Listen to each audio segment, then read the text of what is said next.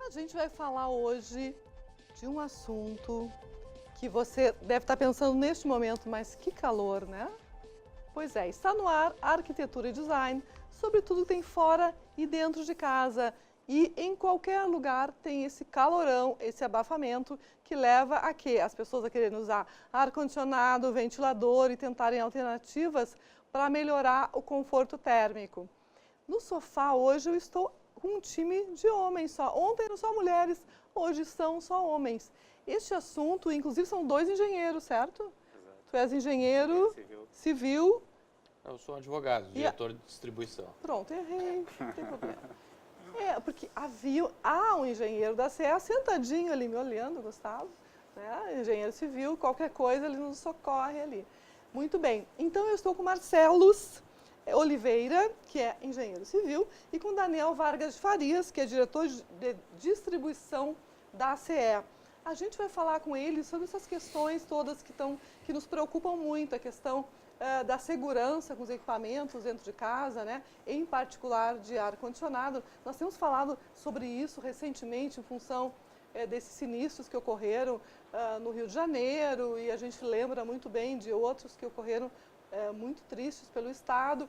E a questão do calor provoca o uso em demasia de equipamentos. A gente não sabe como é que deve lidar com eles, como é que deve fazer manutenção, quando é que eles já estão fora de combate. E então a gente vai falar muito sobre isso com o diretor da CE, como a gente já falou, e também o Marcelos Oliveira vai falar sobre um tema que está super em alta na questão da arquitetura, que é feito pelo engenheiro civil, que é o telhado verde, a parede verde, que impacta diretamente na redução da necessidade do uso de equipamentos elétricos, né?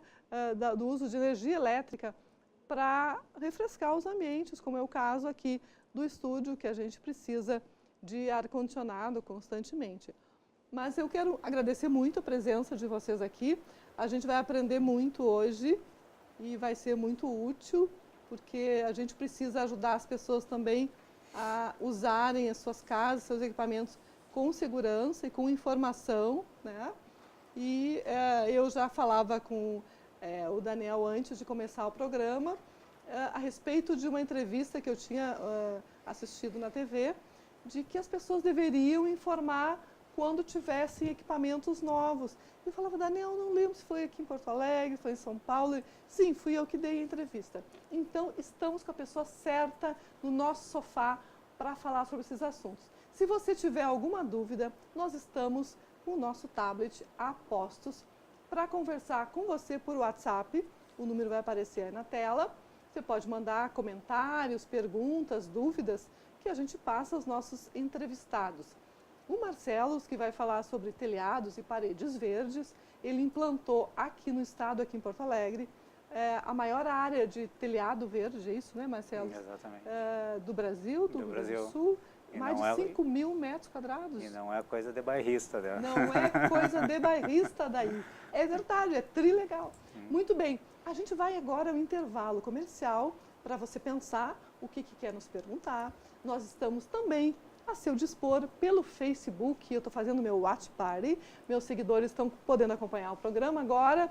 Você pode acompanhar também pelo Facebook da RDC TV e, como você sabe, pelo YouTube também em nossos canais 24 e 524 da NET. Então vamos passar essa hora da tarde dessa sexta-feira quente, véspera de um final de semana super ensolarado juntos, ok? Eu já volto. Até já!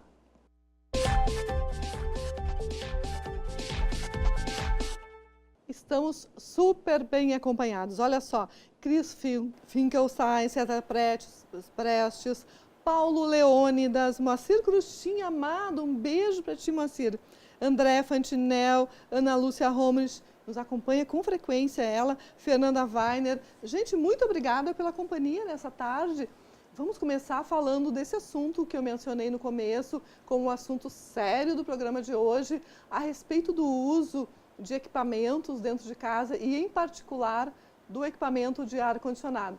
tanto do split como aquele equipamento de janela, né? Aquele mais antigo, quadrado, que o Daniel me explicava qual é a diferença entre eles. E eu vou pedir agora que ele repita qual é a diferença, Daniel, entre esses dois equipamentos, o split e o de janela, e qual é a diferença em termos de consumo de energia e de cuidados que deva ter com um ou com o outro. Boa tarde, Eliane. Boa tarde. É bem interessante a gente poder vir trazer essas informações aqui que vão dentro de casa, justamente num período em que não só a questão de segurança, mas também a questão de economia para quem lida com a fatura no final do mês em relação desses equipamentos que possuem esse consumo mais elevado nesse período. Como a gente havia conversado, a grande diferença dos equipamentos de ar-condicionado, o split, que hoje é o mais dominante no mercado, e os antigos ar-condicionado de janela, é justamente porque o split ele possui duas partes, né? O motor, aquele barulhento, fica lá na rua, e a parte da refrigeração, que propriamente vai ser onde vai ter a interação com o usuário, fica dentro das dependências da casa, da residência. Então isso, o primeiro impacto é justamente um silêncio em relação àquele equipamento antigo, que era uma peça única, instalado num buraco da parede, que é chamado de a janela, o ar-condicionado de janela, onde o motor e a parte que refrigera é exatamente a mesma peça. Então aquele sempre com um maior barulho, né? É um equipamento mais antigo, né? De uma tecnologia mais obsoleta, vamos dizer assim. Portanto, há um consumo maior do que esse consumo. O consumo daqueles de energia elétrica é maior. Sim, split. sim. A proporção é percentualmente de quanto? Você tem ideia? Especificamente depende muito de modelo para modelo. Certo.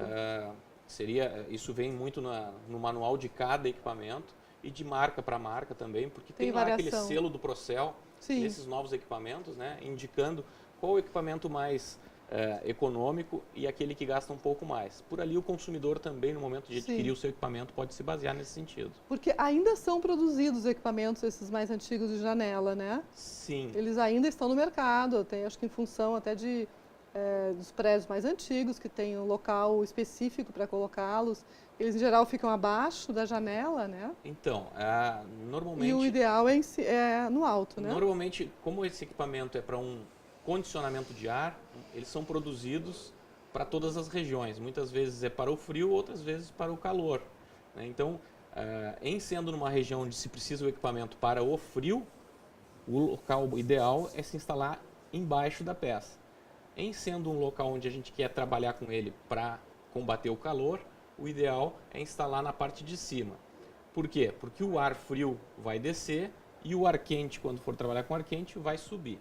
Então, depende da região. Para nós que utilizamos aqui muito a questão, nós estamos habituados com o frio não nos incomoda tanto, mas o calor nos mata aqui. Muito, né? Então, a gente acaba tendo o uso mais excessivo em relação a um clima de calor, onde a gente instala então na parte superior, quando esses de janela, para que ele possa ter essa eficiência maior, onde o próprio ar vai circular descendo para a área mais quente, que é a parte de baixo da peça. Certo. Bom, como a gente falava, a questão de potência de um equipamento para uma peça, sei lá, de 15 metros quadrados, ou 20, ou 9, isso vai estar descrito no equipamento, né? Isso, quando na hora de comprar, tu vai dizer para o vendedor, olha, eu quero comprar um equipamento para tal espaço. E aí tu vai ter o mais indicado. Isso é tranquilo, né? Os técnicos, não só isso, a gente tem ainda uma condição de, além de ter equipamentos que hoje se mede em BTUs, né? Sim. Tem, o menor é 7 ou 9 mil BTUs. E vai até o quê? Uns 30 e... Tem equipamentos potentes, mas não, assim... eu digo os residenciais. Residenciais, assim. 24, 28, 32. Então, o que acontece? Não só o espaço em que ele vai ser instalado, mas a forma como ele vai ser instalado. Dependendo da peça, a parede, se tem uma incidência solar, se tem uma boa circulação na peça, tudo isso vai influir na capacidade. As pessoas que vão circular nesta peça, né, a quantidade de vezes que vai se acessar a essa peça, porta aberta, tudo isso vai influir na eficiência. E no gasto de energia e custo e tudo isso. Consequentemente, porque o equipamento vai trabalhar sempre para chegar naquela temperatura de conforto, né, que a gente deve colocar. Essa é uma boa dica de economia. Diga. Que não adianta a gente colocar no mais frio o equipamento. O ideal é colocarmos na temperatura de conforto, em torno de 23, 24 graus, porque a partir daí haverá um desconforto e o equipamento não desligará. Então, o ideal é colocar na temperatura de conforto, que é essa de 24 graus, depende de pessoa para pessoa, vai variar, né? Mas em média é isso, porque o equipamento não vai trabalhar a mais do que necessita. Ele vai trabalhar sempre buscando a temperatura que vai nos dar o conforto. Certo, olha só, estamos aprendendo muito já. Muito bem, a gente está falando num consumo e numa situação normais, né? Mas a gente quer falar de segurança também, né? Como é que a gente obtém as condições ideais de segurança da operação do equipamento? As pessoas, eu te contava do caso de uma pessoa conhecida que mandou a conta de luz para o meu marido, apavorado com o valor que veio no último mês em função do uso, provavelmente, de ar-condicionado. Aí tu falaste, mas talvez tenha outras questões junto, né? Então, as pessoas estão usando indiscriminadamente, por muito tempo seguido, o ar-condicionado ligado. O que pode ocorrer com isso? Qual é o uso adequado, normal, para que se obtenha não só a questão de economia, mas também de segurança, né? Que não ocorra um curto-circuito ou algo assim. O ideal, todos esses equipamentos elétricos que são utilizados na nossa residência, que nós tenhamos uma residência adequada para o uso desses equipamentos. O que é uma residência adequada? Nós precisamos, quando adquirimos equipamentos para a nossa casa, ter claro que cada equipamento possui uma potência diferente um do outro. Sim. E essas potências, elas devem ter uma rede elétrica adequada. Então, a gente também estava conversando há pouco, né? Quando estamos nos mudando para um apartamento novo, que foi projetado e que nós temos a condição de acompanhar com a construtora qual o tipo de fiação que vai ser colocada, a capacidade, de acordo com o que pensamos instalar lá, é uma situação.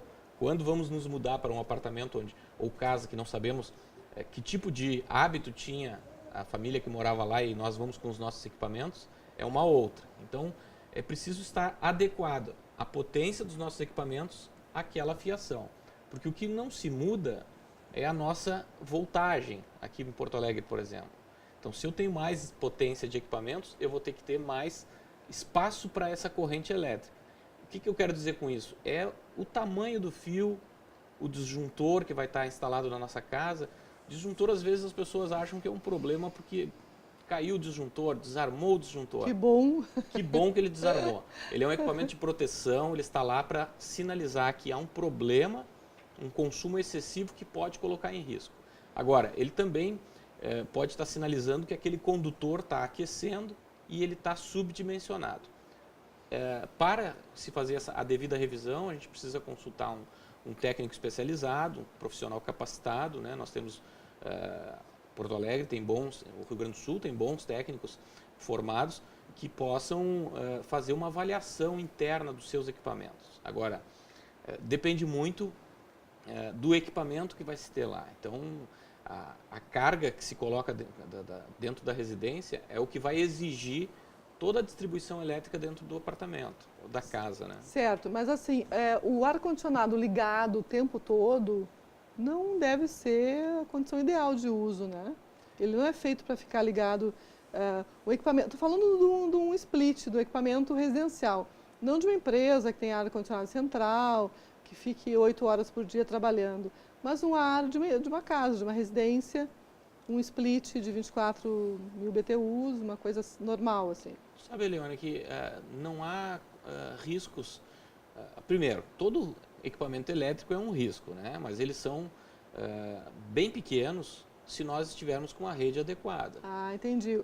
Então, se nós estivermos... A questão toda é a rede.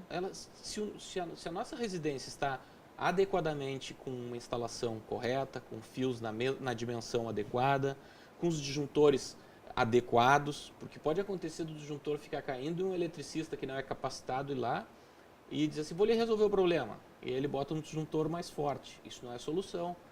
O disjuntor é proteção. Mas se a nossa rede estiver ok, o ar-condicionado não causa problema nenhum o uso dele contínuo. Claro, a gente precisa dar manutenção periódica, limpeza de filtro, limpeza do próprio equipamento, porque tudo isso, o equipamento elétrico, ele vai ter falhas. E essas falhas, se eu não manutencionar, como as demais coisas que a gente tem, né, elas podem apresentar defeito.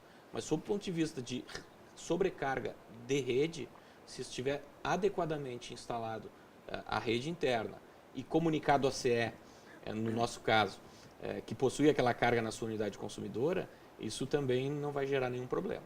Certo. A gente está recebendo perguntas aqui. O Marcos Oliveira está perguntando como é feito o cálculo para saber qual a potência usar em BTUs. Eu acho que mais uma curiosidade do Marcos. Acho que depois a gente pode responder mais adiante. A gente pede ajuda ali para o Gustavo e faz uma resposta, né? Porque em torno, eu até posso, são 600 BTUs por metro quadrado, em torno de 600 BTUs, e por pessoa que vai estar naquele local. Então, se eu tenho 2, 3 pessoas, acrescenta sempre 600 BTUs no cálculo, além do número de metros quadrados. É mais ou menos o cálculo. Mais ou menos essa relação. Está Isso. ótimo. E a outra pergunta é: a cada quanto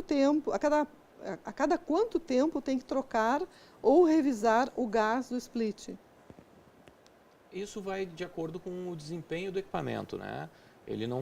Se tiver um problema no equipamento, esse gás naturalmente vai sair e vai influenciar no desempenho dele. Então, essa manutenção periódica de gás, o técnico vai fazer junto com a própria limpeza periódica que deve ter nos filtros, né? E a limpeza Depende do uso. Se o ambiente... Se é um uso intensivo... Se o uso é mais intenso, a frequência de 2 em 2 meses, 3 em 3 meses, fazer uma limpeza do ar-condicionado, do filtro, que é bastante simples, né? Mas ele precisa ser feito. Certo. Tá ótimo. Então, a gente está... o Marcos Oliveira já agradeceu, querido. Obrigado pelo esclarecimento. De nada, Marcos. Que bom que tu está conosco. Muito bem. Continuando, a gente quer falar também do que ocorreu, né, dos sinistros no Rio de Janeiro, que parece que começou no ar-condicionado. Quando é que pode começar um incêndio por um equipamento de ar-condicionado? O que a pessoa faz de errado para chegar nesse ponto? Olha, Leone, essa pergunta é bem difícil, né? Porque pode ter uma série de coisas técnicas que podem ocasionar esse problema. Acho que o foco do que a gente está trabalhando é a questão de sobrecarga, né? Então, uma instalação mal feita para receber esse ar-condicionado, ele vai gerar um aquecimento natural da fiação, da tomada, e isso, agregado a um clima quente, como a gente tem lá no local, que foi o que a gente soube pela imprensa, de ter pelos materiais né? Inflamáveis próximos, isso é uma cautela que precisa se ter bastante. Então, o principal é ter a rede adequada na dimensão do que precisa, o que muito provavelmente não só o ar-condicionado, mas aí qualquer equipamento. E aí a gente pode fazer uma relação com esses T's de adaptadores, onde a gente liga mais de um equipamento, né? Isso às vezes é um problema se tiver equipamentos como uma cafeteira, um forno elétrico, um micro-ondas que possuem alta potência, todos eles em um mesmo equipamento. Como a gente diz popularmente, que puxem muita energia, exatamente, né? Exatamente. O mais correto nesse caso são aqueles filtros, que são as réguas com tomadas, porque aquele equipamentinho... Aquele que a gente compra bem simplesinho. Ele possui um fusívelzinho. Então, antes de dar qualquer problema na rede elétrica, ele deve queimar o fusível. Então, ele é um equipamento de proteção a mais. Aí já cai tudo e não acontece... Aqueles 3 ali, não acontece nada. Tu vê que maravilha. A gente falava antes, né, da tua entrevista que eu assisti, e não sabia onde era. Fui eu que dei a entrevista falando que a gente deve avisar, né, informar a Companhia de Energia Elétrica a respeito de aumento de equipamentos e o uso de alguma coisa que antes não fazia parte da nossa casa, empresa, escritório, enfim. Como é que se faz isso? Isso é muito importante, Leone. Para nosso planejamento elétrico, nós nos últimos 3 anos fizemos investimentos bastante fortes na área de distribuição de energia elétrica, com construções de novas subestações, linhas entre essas subestações, né? Tudo com um planejamento elétrico adequado para a nossa carga da nossa área de concessão. Mas nós só podemos dimensionar para chegar nas residências a partir da informação que os usuários, que os clientes têm. Então, quando eles ligam para nós ou vão até uma agência e pedem uma ligação de energia elétrica, lá está descrito tudo o que pretendem ligar. E conforme esta informação, a nossa engenharia distribui. Esse transformador vai ter esta carga, esta outra carga, aquela carga específica.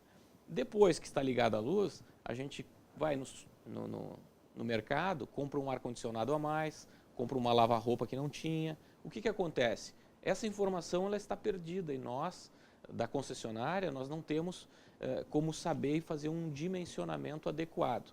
Então, com certeza, isso vai acabar dando problemas no uso da energia elétrica na sua residência. Toda vez que o consumidor comprar um novo equipamento e quiser agregar a sua unidade consumidora na sua casa, ele pode comunicar através do nosso 0800 721 2333. 0800 721 2333. Perfeito. Informando que gostaria de ter um aumento de carga em razão da compra dos seus equipamentos e que passará a utilizar. Isso vai gerar um dimensionamento e uma tranquilidade a ele de que a concessionária está lhe fornecendo a capacidade que precisa, evitando sobrecarga, evitando oscilações de tensão e evitando interrupções como as que a gente teve agora em períodos quentes, onde um pouco disso foi a questão dessa... Em parte, é essa não informação passada à CE. Muito fortemente. Falta de informação. Isso. Interessante. Gente, nós vamos pedir um intervalo comercial, mas a gente continua aqui à disposição para responder perguntas. A gente volta no bloco seguinte com o nosso Marcelos aqui, o engenheiro civil, que vai falar com a gente a respeito de telhados e de paredes verdes, soluções, né, de paisagismo que podem ajudar a diminuir a necessidade de equipamentos para ampliar o conforto térmico, especialmente nos períodos de calor. É só um intervalo de 2 minutinhos, a gente já volta. Até já!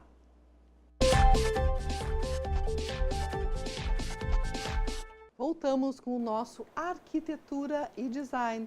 Eu vou conversar agora com o Marcelos Oliveira, engenheiro civil, a respeito de paredes e telhados verdes, mas o Daniel Vargas de Farias, diretor de distribuição da CE, continua conosco. A gente tem várias perguntas que serão respondidas ao longo do programa por ele. Não se desespere, se você mandou uma pergunta, a gente vai responder todas as perguntas até o final do programa. Então agora a gente vai falar com o Marcelos a respeito de um equipamento, uma questão que tem uma função importante, mas também tem uma questão estética junto que é muito interessante, né? E que está super em alta na arquitetura, né? O uso da natureza, de fato, ali como um elemento funcional e estético. Exatamente. Boa tarde. Boa tarde, vieste de Nova Petrópolis para nos dar a entrevista. Muito obrigada. Eu que agradeço o convite. É muito bom estar aqui compartilhando também conhecimentos e com um assunto que tem tudo a ver nesse momento, né, que é o calor que a gente está sofrendo. Exatamente. Né? E telhados e paredes verdes entram dentro da arquitetura bioclimática, né? Então dentro do bioclimatismo.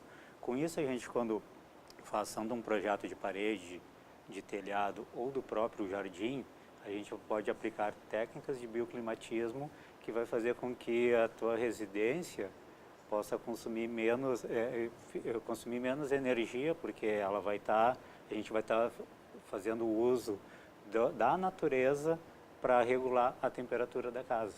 Então é super interessante. Se a gente puder dizer bioclimatismo, então Bioclimatismo é o uso da vegetação e também da própria natureza, né? Questões de insolação, de ângulo do sol entrando ou não na casa, uma ventilação cruzada, tudo isso entra dentro do pacote de bioclimatismo, né? Muito bem. Muito importante isso, muito né? Importante, muito importante. No momento que a gente está tão preocupado com questões de sustentabilidade, de aquecimento global e até de economia de energia e economia de recursos também, né? Tudo isso junto é importante. Eu queria, já que a gente está falando dessa questão bem prática, assim, até de economia, que o Daniel muito bem levantou, a questão da economia em relação ao telhado verde ou à parede verde, o investimento nela retorna o investimento rapidamente ou não? Como é que tu vê essa questão da relação custo-benefício? Como todas essas tecnologias que o próprio uso das placas fotovoltaicas que tu tem Sim, energia solar. tu tem um investimento inicial um pouquinho mais alto, mas ao longo do tempo tu acaba conseguindo todo esse retorno, né? Então o telhado verde em si ele não é um investimento tão mais alto do que uma cobertura normal de telha cerâmica ou de uma telha shingle, ele não tem um valor tão mais elevado. E o benefício que ele te traz para a regulação térmica da própria edificação, né, tanto no inverno como no verão, é imenso. Porque para a gente ter uma ideia, assim, uma laje plana, uma laje nua assim, de um edifício. Uma laje sem o telhado verde em cima. Sem telhado verde. Ele, nos dias de calor aqui de Porto Alegre, pode chegar tranquilamente a 80, 100 graus. Meu Deus, dá para fritar um ovo. Exatamente, é exatamente isso que eu digo. E eu brinco nas aulas que eu dou de bioclimatismo, né? Que a gente pode aquecer a água do chimarrão em cima no telhado no verão. E em contrapartida, se a gente tem um telhado verde instalado nessa mesma laje, a temperatura superficial fica em torno de 30 a 35 graus. Então a gente tem uma queda brutal na questão do aquecimento, não só da edificação, mas de todo o entorno, né? E a questão das espécies de plantas que vão ser usadas no telhado, elas são diferentes das espécies de paredes ou são mais ou menos na questão de resistência e tudo, porque a planta também tem que resistir à incidência solar e claro que ela não vai estar direto na laje, ela vai estar numa terra, num composto, enfim, mas de todo modo tem que ter uma resistência para ela se manter saudável e atuante, né? Conseguindo regular essa temperatura. E é interessante tu falar, acho que isso o benefício ocorre tanto no verão, que a gente imagina que vai refrescar, mas no inverno também. No inverno também. Então é algo que eu comento, assim, vocês já entraram numa caverna no verão e no inverno? Se tu entra numa caverna no verão, ela é muito fresca, né? Lá dentro o ambiente é ótimo. Se tu entra no inverno, ela é mais quente do que a temperatura que tem na rua. Então é a questão da inércia térmica, né? que o substrato, que a rocha, enfim, que a terra nos fornece. E é um pouco disso, dessa concepção da natureza que a gente leva para cima do telhado, né? Vocês aprenderam com a natureza e estão transpondo para a paisagem urbana, para a edificação urbana. Que interessante isso, né? Bonito isso. Mas a gente tem fotos, né, de projetos teus, vamos mostrar, assim que for possível, colocar as imagens para a gente poder ter uma ideia mais clara do efeito, inclusive estético, dessa solução. E a gente fala um pouquinho das plantas também, que são as mais adaptadas aos telhados verdes e às paredes. E a gente está falando também, né, sobre biofilia, né? Que é a questão, né, poderíamos chamar de o amor pela natureza, é isso? O amor pela natureza, né? Exatamente. Resumidamente, assim? Resumidamente isso aí, né? Certo. Quando for possível colocar, então, paredes e telhados verdes do Marcelos Oliveira, a gente vai curtir muito ver. A gente falava recentemente agora tu falaste das espécies, né? Nós estamos lá vendo as linhas do telhado vivo e dos sistemas ecológicos. Explica pra gente, agora o professor Marcelos vai entrar em ação aqui. Quer ficar na primeira imagem? A primeira imagem ela só estava falando um pouquinho da empresa, né? Quais são as linhas que a empresa trabalha, que é com paredes e coberturas verdes, né? Sistemas de irrigação, os insumos e os projetos que a gente trabalha, né? Certo, então podemos mudar. Pode passar. Aqui essa imagem é como a gente instala um telhado verde, porque hoje existe muitas formas, algumas que, enfim, puxando um pouco a brasa para o meu assado, que eu considero ideais e outras não tão ideais, né? Que no fim tu vai acabar se incomodando ao longo de 5, 10 anos, vai vir a conta por não fazer uma instalação bem certa, né? O que é o ideal, então, Marcelo? O ideal é a gente trabalhar, primeiro ter uma impermeabilização, né? A impermeabilização... Tudo começa pela impermeabilização. Tudo começa na Como impermeabilização. se fosse instalar uma piscina. Exatamente. Certo. Uma impermeabilização manta asfáltica é a mais utilizada, a mais popular. É mais comum, é né? a mais comum. Certo. Existe N Sim, formas existem de outras. impermeabilizações, mas vamos nos ater a impermeabilização Que é a com mais manta asfáltica. conhecida. Depois disso a gente traz a camada de proteção mecânica, que é uma camada de argamassa que protege essa impermeabilização. Tá, o que a gente está vendo ali, aonde que é o quê? Tá, até aí, então, isso que eu te falei é o normal para qualquer cobertura. Qualquer laje de edifício tem Sim, essa mas camada. aquela foto, por exemplo, da esquerda, Tá. bem de cima. Então. Aquilo ali já foi feita a impermeabilização e está sendo colocada essa manta. Ali já foi Qual é feita a impermeabilização, já tem a proteção mecânica e a gente está colocando a primeira camada, que é uma manta de proteção anti-raízes. Tá? É uma lona que vai por baixo, a primeira camada, que pode se colocar ou não, depende do projeto. Tá? Anti-raízes, tu diz para as raízes das plantas não... Exatamente.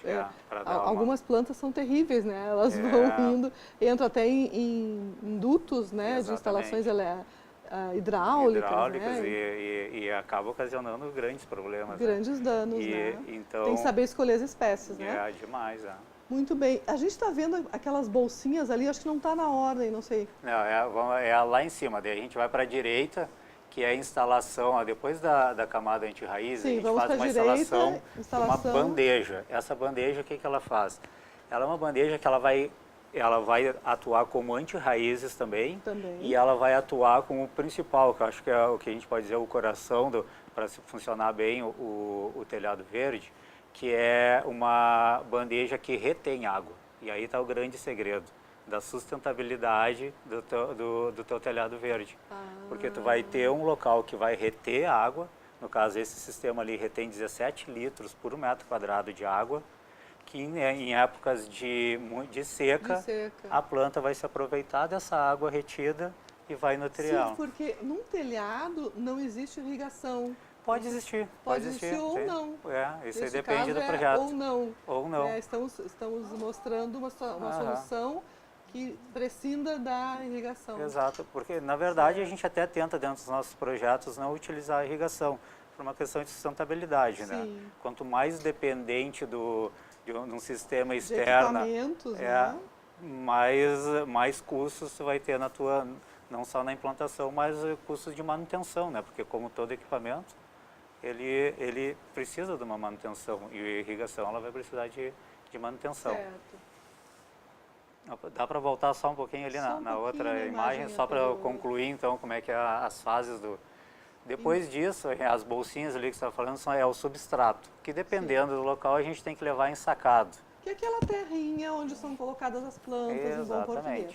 E a direita já está pronta. E a direita já está pronta, já está plantado. Certo. Poderia ser uma horta, poderia ser... Poderia.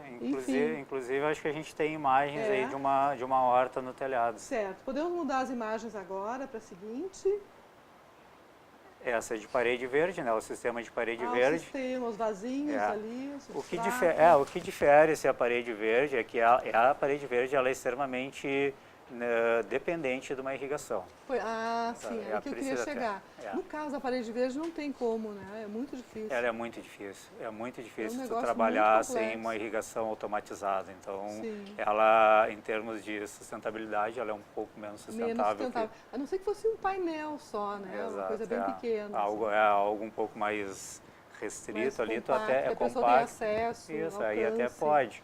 Mas uma parede de uma fachada de uma residência ou de um prédio comercial, realmente a gente tem que trabalhar com uma irrigação automatizada, né? Certo.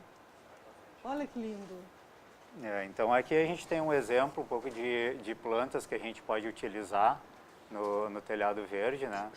Então a gente tem a Seticrésia, né? A roxinha ali, que é linda, né? Como é que é o nome? Seticrésia. Seticrésia, eu sempre quis saber o nome dessa planta, não sabia. Não tem um nome popular?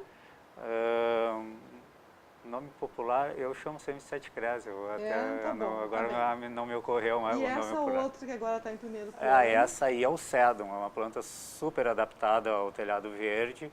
A gente tem a condição de ela nos dar uma flor amarela uma vez por ano também. Então isso faz com que... Os vizinhos agradecem, né? Com O certeza colorido agradecem, todo. né? E a grama, qual é? Parece uma grama coreana. É nesse projeto aí a grama coreana. É. Essa aí é a grama coreana, mas a grama Xeon também é uma grama bem indicada à utilização nos telhados, a esmeralda também dá para se utilizar. Aí tudo A depende de esmeralda como... é bem resistente, é mais encorpada, digamos, Exatamente, né? Olha lá, gente, este ó, aí então pintura, este é o nosso orgulho, viva. né? Esse é o maior telhado verde do Brasil, Esse é né? do Hospital da Restinga. Esse é do Hospital da Restinga, né? Maravilhoso. Esse é um projeto o projeto do telhado verde foi feito pelo escritório Tony Bax, né? Que teve Tony aqui... Bax. E as pessoas não podem ver essa maravilha. Está um pouco restrito o acesso Sim. por ser um hospital Tem que fazer público. fotos e colocar painéis, se as pessoas curtirem o que está em cima delas, elas não veem. Né? Exatamente. Fica a dica. Aí são quase 6.000 metros quadrados de telhado verde. Esse sistema a gente tem irrigação, né? E tem áreas a grama é um local para se circular, né? A ideia foi isso mesmo, fazer caminhos curvos e terapêuticos, né? E também para facilitar a manutenção. Que lindo. A Ieda Heilt está interagindo bastante com a gente, elogiou a entrevista anterior, está dizendo que maravilha tu, Ieda, aqui com a gente, de tarde, coisa boa. Vamos continuar. Olha que lindo. Os vizinhos devem estar encantados com isso, certeza. Os prédios mais altos. Né? Esse prédio aí, ele tem, acho que, 2 andares. Ele é comercial e atrás tem a ala residencial. Então é uma maravilha, né? Tu abrir a janela e dar de Valorizou cara. o imóvel. Valorizou, com certeza, né? Valorizou muito. Né? Uma praça elevada, olha só. Voltamos ao Hospital da Restinga, né? Curiosidade que a gente tem mais de 30 espécies de plantas em cima do telhado. Então é um telhado super biodiverso, que também é uma das vertentes que a gente emprega assim, nos nossos projetos, é tentar sempre trazer a maior quantidade de vegetação. Pois isso é uma coisa que eu ia te perguntar, por que tem aí tem grama coreana, aí tem planta maior, qual é o benefício além do estético? A questão primeiro é a estética, que daí tu consegue dar um movimento Sim. maior, é um jardim na verdade, né? Um jardim suspenso. Mas o benefício maior que eu vejo assim, é a questão de quando tu tem diversidade, tu tem uma maior regulação do teu espaço.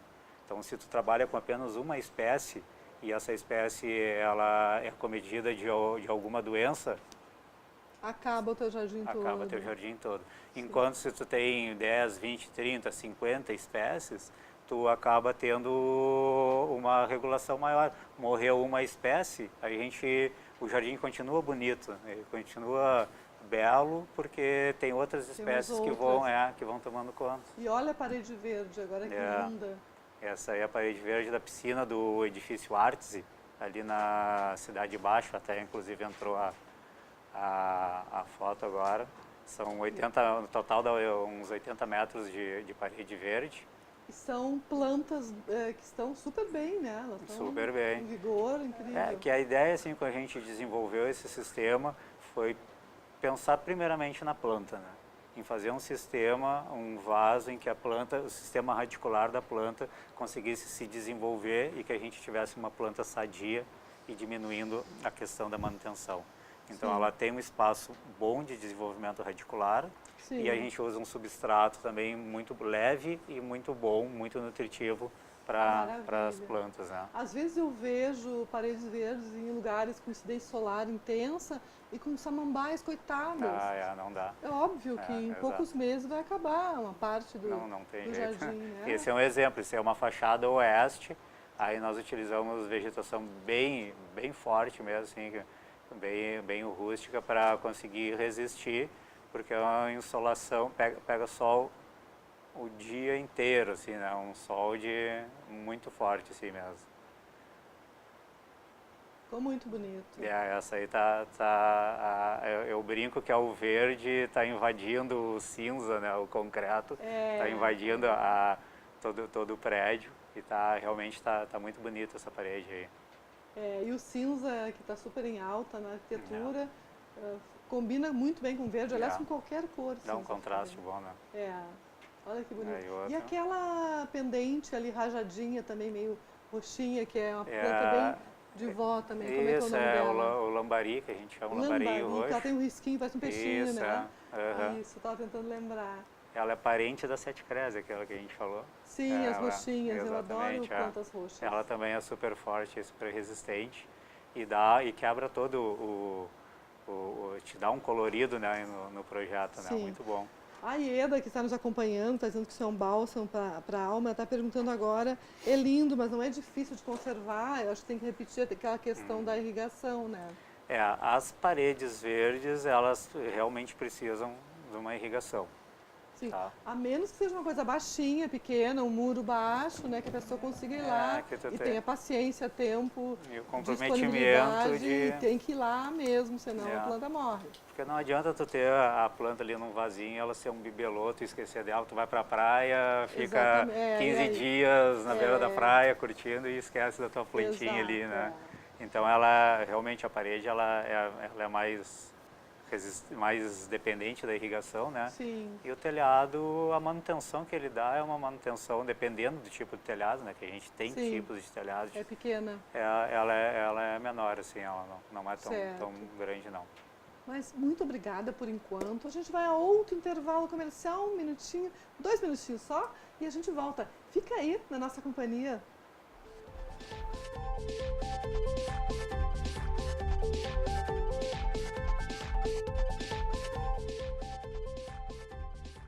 Voltamos com Arquitetura e Design com o Marcelo Oliveira, engenheiro civil, e o Daniel Vargas de Farias, o diretor de distribuição da CE, que vai responder aquelas perguntas que ele tem a memória melhor que a minha, que ele deve lembrar, a questão da instalação trifásica e aquelas outras todas que tem a ver com essa, né, que ele vai agora explicar para a gente quando é que tem que ser trifásica ou não, por favor. Hoje o nosso consumidor, ele tem a seu dispor um pedido de ligação que pode ser a monofásica, a bifásica e a trifásica. Nós temos hoje um fornecimento aqui em Porto Alegre, especificamente em 110 volts, e alguns equipamentos há necessidade de nós termos o fornecimento em 220, como a grande maioria dos ar-condicionados, no caso que a gente está falando hoje, né? Então, quando a gente precisa ter mais de uma fase 110 para poder ter o 220. Então, quando a gente tem algum equipamento, isso é automático. Quando a gente entra em contato com a concessionária, o nosso atendente lá vai identificar que pelo equipamento que está sendo pedido, olha, a sua ligação vai ter que ser uma bifásica ou vai ter que ser uma trifásica. Então, primeiro, é uma exigência do equipamento que a gente vai instalar lá. Mas também pode ser uma questão de organização elétrica dentro da sua casa, porque uma fase pode ir para equipamentos de uma natureza, outra fase para equipamentos de outra natureza, de maneira que não haja interferência entre os equipamentos. E isso, o profissional adequado para fazer a instalação individual na residência, ele vai poder orientar. Agora sim, tem uma pergunta que a mudança é só interna ou na entrada do prédio ou casa? Eu tenho uma instalação monofásica, para colocar ar-condicionado micro-ondas, preciso fazer mudança na instalação. Acho que é isso que tu respondeste, né? O ar-condicionado precisa da bifásica. Isso. Agora tem um ponto bem importante, especialmente nos edifícios mais antigos. Muitas vezes a residência tem um mono e precisa trocar para um trifásico. Faz o pedido para nós vamos ao edifício e verificamos que o painel de entrada do edifício não comporta aquele aumento de carga. Então aí vai ter que ter a necessidade do condomínio fazer uma reforma lá no painel de entrada, porque ele não tinha aquela previsão na sua construção, e aí isso vai ter uma adequação que o condomínio primeiro vai fazer, para depois nós podermos chegar e colocar um medidor trifásico para ele ter o seu pedido plenamente atendido. Certo. E a CE tem algum serviço que a gente chame uma pessoa que vai lá e avalia o prédio? Olha, esse prédio está bem, está tudo certo, ou não está exagerado, alguma coisa, tem que trocar o equipamento, está funcionando, mas corre risco. Não existe isso. Teria que chamar um eletricista mesmo de confiança, é isso? O serviço de avaliação prévia nós não temos sem uma solicitação de serviço. O que nós temos fiz um pedido de ligação. o profissional vai lá para ligar. Na hora da ligação. No Aí momento sim. que não tem condição de ligar, ele vai relacionar as Certo. coisas que precisam ser adequadas. Aí um apartamento, digamos, a pessoa está se mudando, uma situação nova, mas já pré-existente não tem. Não, isso não. Agora, é muito importante, quando a gente relaciona as coisas que precisam ser adequadas, é muito importante que o cliente procure um profissional adequado para fazer essa modificação lá. Porque a gente tem casos, às vezes, que é feita uma adequação por um eletricista que não é capacitado e não soluciona, né? não resolve. Tem que ser alguém, e aí sim nós temos lá, junto à nossa gerência metropolitana na Ipiranga, profissionais aptos a receber esses técnicos que vão ser contratados, dialogar, qualquer dúvida a gente pode tirar sem problema nenhum, esclarecendo totalmente essas dúvidas. E a gente pode contatar com vocês pelo 0800 aquele? Esse contato é um contato mais comercial. Né? Tá. No caso do contato técnico, de um profissional técnico, o ideal é que ele vá até a gerência metropolitana, que fica ali junto à Ipiranga, na Joaquim Porto Vila Nova, né, número 201, que a gente ali vai ter técnicos que possam conversar com os eletricistas e tirar dúvidas naquilo que não é muito objetivo na nossa notificação, é bem tranquilo, mas se restar alguma dúvida, a gente pode esclarecer. Ou até algum síndico que precise fazer alguma coisa, esteja em dúvida, não é? Porque as pessoas se responsabilizam, né, por coisas sobre as quais elas não têm conhecimento técnico. É importante a gente sempre cercar de todas as informações e orientações para isso você está plenamente à disposição. E no caso de um telhado verde, de colocar a irrigação automatizada e tudo isso, precisa de instalação elétrica, né? Precisa. E como é que é isso? E dependendo se é um sistema de irrigação, dependendo qual for, precisa de bomba e precisa de uma ligação trifásica também, né? Então, exatamente. Isso Aí é trifásica. Dependendo do tipo de bomba, né? Se não tem uma pressão boa na rede, aí precisa colocar uma bomba. E colocando essa bomba, daí sim, dependendo do tipo de bomba, um pressurizador, que é uma carga um pouco menor, ou uma bomba, realmente, daí as bombas normalmente elas são trifásicas, aí tem que anotar ali e mandar. Se não for um prédio novo, né, tem que ligar para já vou dizer de novo, 0800 721 2333, para avisar quando você vai aumentar muito a carga com equipamentos que não constavam na sua proposta inicial de habitação, numa casa, apartamento, num prédio. Tem que avisar a CE para adequar a carga, né, ao local. É isso? Falei certo? É isso mesmo, né? Aprendeu rapidinho. Aprendi direitinho. E no caso de um eletricista ou até o síndico, eventualmente precisar de orientação, o profissional que vai fazer algum serviço, pode ir na Joaquim, Porto Vila Nova, número 201, na gerência metropolitana. Na gerência. Lá a gente tem técnicos que podem recebê-lo e tirar as dúvidas necessárias. Certo. Muito bem. No caso dos telhados verdes, as paredes verdes, além dessa questão de poder ter que usar ou não essa bomba e tudo isso, o custo da manutenção pelo uso da irrigação automatizada quando ela ocorrer, ele é comparável a quê, assim? Digamos que a gente viu ali o muro do prédio, só o muro do prédio e com a irrigação automatizada. O custo da manutenção do gasto de energia elétrica e tudo, com aquilo é relevante, é muito alto? O custo de energia elétrica não é muito grande, porque o sistema de irrigação numa parede verde é feito por gotejamento, que é o sistema que mais economiza água. Então a gente trabalha com gotejamento de 2 litros, 4 litros. De quanto em quanto tempo, assim, acionado? Para teres uma ideia, assim, mais ou menos uma parede verde precisa trabalhar uma irrigação de 3 a 5 minutos por dia, se vai irrigar todo dia. É pouquíssimo, então o custo energético de energia elétrica eu acredito que não seja relevante. Não seja relevante. O custo maior é da instalação do equipamento mesmo, do sistema todo. E normalmente as bombas que a gente está falando para uma irrigação numa parede verde não é necessário, porque o gotejamento ele utiliza pouca pressão, não precisa ter uma pressão tão alta que nem aqueles aspersores, sabe, que a gente vê nos jardins.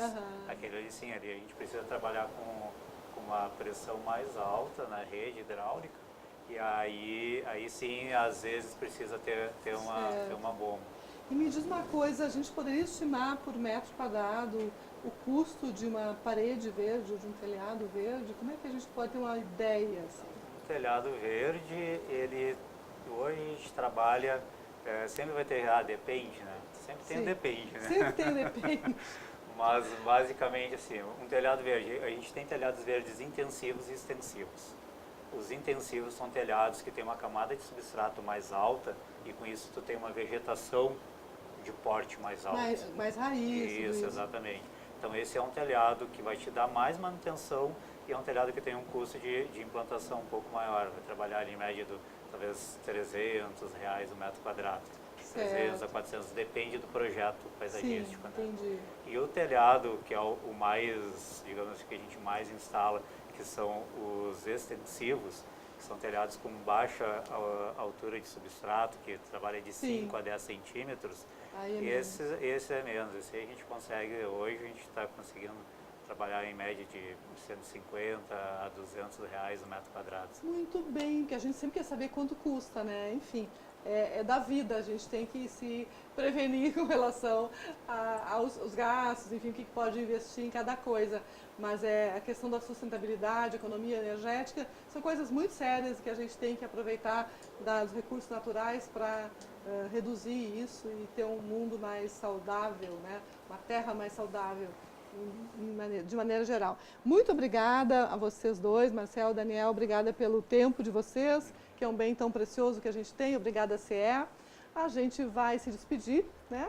E vai deixar vocês com o Lefolk TV e voltamos na segunda-feira ao vivo, mas sábado tem reprise às 3 da tarde do Arquitetura e Design.